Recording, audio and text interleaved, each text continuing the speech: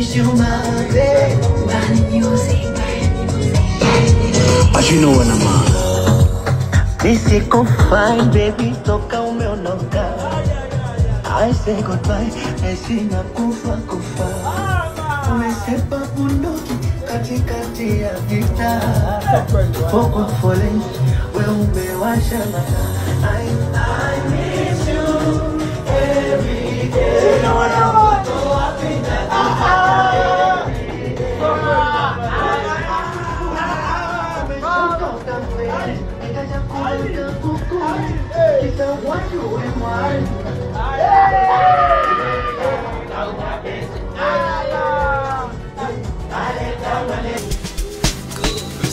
Balikilon chutas kupus pitama kupta ku Arikwanama etanala Arikwanama etanala Balikilon chutas kupus pitama kupta ku Arikwanama etanala Arikwanama etanala Itane pitol kata ditol chakachos parintana kikoi anakikoi anakikoi itane pitol kata ditol chakachos parintana kikoi anakikoi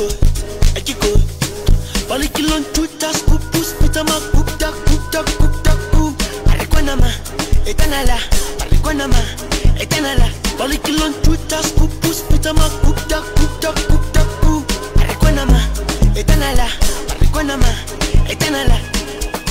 Kwa upande wa Chino Kid, naweza nikasema kwamba Chino Kid ni mmoja kati ya mtu ambaye ana trendi kwa namna moja au nyingine, lakini pia uwezo wake katika swala zima la muziki unazidi kukua siku hadi siku. Lakini pia matambo yake sasa ndo balaa, kwa sababu kuanzia pesa ambazo anamiliki, kuna namna ambavyo anajibrand. Chino Kid anaonekana kwamba ni mmoja kati ya msanii ambaye siku za usoni atakuja kusumbua sana, sababu ameshaanza kusumbua kuanzia mwaka 2024, 2025 ndo hii hapa tena anataka tena kwenda kuifunika kwa namna ambayo ni tofauti kidogo. Hapa anaenda kuanza mwaka huu akiwepo na Aslay, huko akiwa pia katika nyimbo yake nyingine pia na Kostatichi.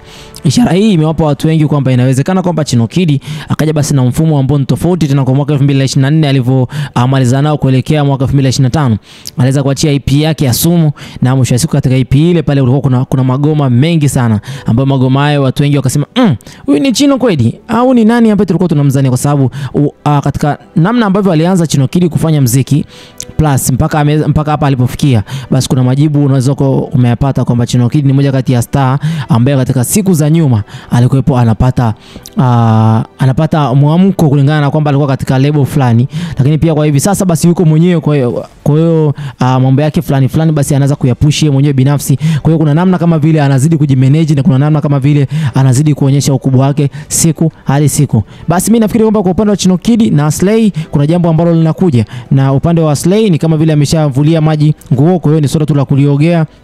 Upande wa Chino Kid ameshaandika katika ukurasa wake wa Instagram kwamba yupo tayari. Nyie ni lini tu mnataka ngoma ianze?